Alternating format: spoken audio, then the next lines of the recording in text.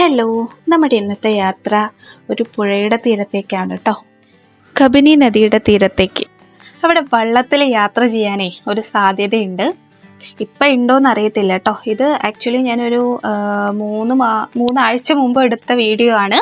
എപ്പോഴാണ് അപ്ലോഡ് ചെയ്യാൻ പറ്റിയത് കേട്ടോ. അപ്പം നല്ല വെയിലുള്ള സമയമായിരുന്നു. അതുകൊണ്ട് വെള്ളമൊക്കെ കുറഞ്ഞതുകൊണ്ട് സർവീസ് നിർത്തി വെച്ചോന്ന് അറിയത്തില്ല. അപ്പം നമ്മൾ കുറച്ച് പേരോടൊക്കെ ചോദിച്ചപ്പോൾ അവർക്കൊന്നും അറിയത്തില്ല. അപ്പോൾ പിന്നെ നമ്മൾ വിചാരിച്ചു രണ്ടും കൽപ്പിച്ചൊന്ന് എന്തായാലും ഇറങ്ങിയതല്ലേ, അപ്പോൾ അവിടെ ഒന്ന് പോയി നോക്കിയിട്ട് വരാമെന്ന് വിചാരിച്ചു. നമ്മൾ ഒട്ടും പ്രതീക്ഷിക്കാതെ പ്ലാൻ ചെയ്യാതെ പെട്ടെന്ന് നമ്മൾ എടുത്തൊരു തീരുമാനമാണ് കേട്ടോ അങ്ങോട്ട് പോകാമെന്നുള്ളത്. അപ്പോൾ നമ്മളിപ്പം എന്തായാലും അങ്ങോട്ടൊന്ന് പോയി നോക്കിയിട്ട് വരാം. അതപ്പോൾ നമ്മളിവിടെ എത്തിയിട്ടോ. ഭാഗ്യത്തിന് സർവീസ് ഉണ്ട് കേട്ടോ. പിന്നെ എന്താണെന്ന് വെച്ചിട്ടുണ്ടെങ്കിൽ ചെറിയൊരു സാധ്യത എനിക്ക് തോന്നിയത് ഇവിടെ പാലമില്ല. അതുകൊണ്ട് ആകെ ഒരു മാർഗം അക്കരയിൽ നിന്ന് ഇക്കരയ്ക്ക് വരാനുള്ള ആകെ ഒരു മാർഗം ഈ തോണി മാത്രമേ ഉള്ളൂ. അതുകൊണ്ട് ഉണ്ടാകുന്നുള്ളൊരു പ്രതീക്ഷയിലാണ് കേട്ടോ നമ്മൾ പോകുന്നത്.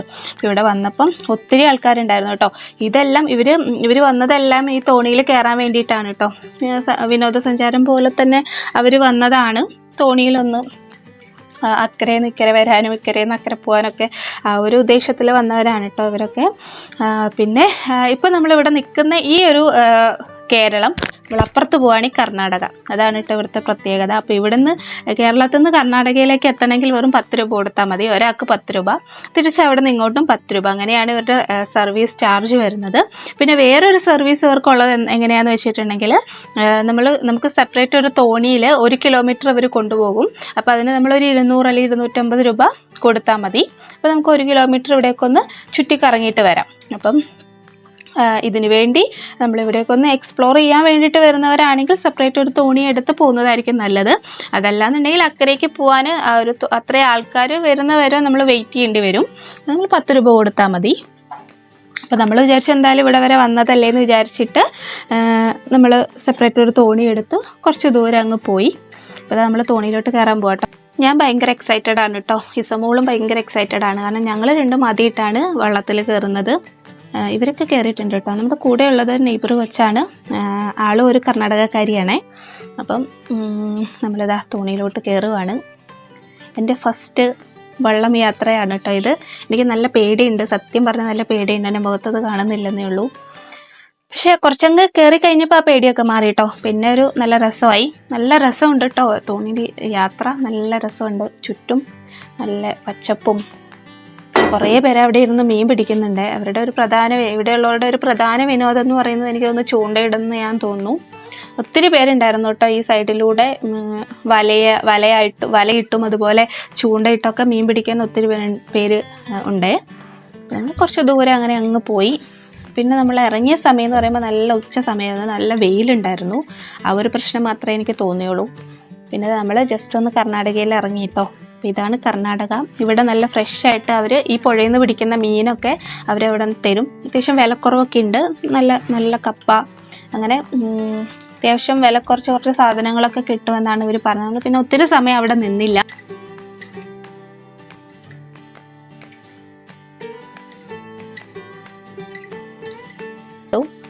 ഇതവിടെ കണ്ടില്ല, അവർ ഫ്രഷ് ആയിട്ട് മീൻ ക്ലീൻ ചെയ്തിട്ട് തരും കേട്ടോ അവർ.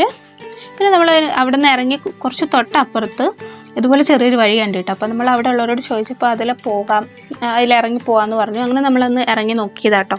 ഇവിടെ വരാതെ പോയിരുന്നെങ്കിൽ ഭയങ്കര മിസ്സായി പോയേനെ. നല്ല സ്ഥലം കേട്ടോ, നല്ല തെളിഞ്ഞ വെള്ളവും. നമുക്ക് ഒന്ന് വെള്ളത്തിൽ ഇറങ്ങാൻ, അപ്പോൾ കൊച്ചുങ്ങളെ കൊണ്ടൊക്കെ വരുവാണെങ്കിൽ കൊച്ചുങ്ങളെയൊക്കെ ഒന്ന് ഇറക്കാൻ പറ്റിയ, അതായത് ഒത്തിരി നമ്മൾ ആ സൈഡിൽ നിൽക്കുകയാണെങ്കിൽ ഒത്തിരി ആഴമൊന്നുമില്ല. ഇനി ഉള്ളിലോട്ട് എങ്ങനെയാണെന്ന് എനിക്കറിയത്തില്ല. അപ്പോൾ ജസ്റ്റ് ഒന്ന് നമുക്ക് കാലം നനയ്ക്കാനോ, അല്ലെങ്കിൽ ഒത്തിരി പേര് അവിടെ കുളിക്കുന്നുണ്ട് കേട്ടോ. വലിയ പ്രശ്നമില്ലെന്ന് എനിക്ക് തോന്നുന്നു, അറിയത്തില്ല.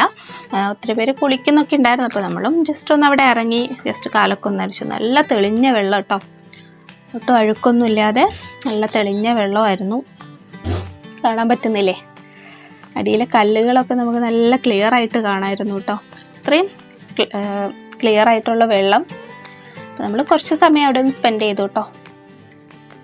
അപ്പം വയനാട് ഉള്ളവർ പോലും പകുതി പേര് ഇവിടെ വന്നിട്ടുണ്ടാവില്ല എന്നാണ് എനിക്ക് തോന്നുന്നത്. കാരണം ഞാൻ ആദ്യമായിട്ടാണ് ഇവിടെ വരുന്നത്.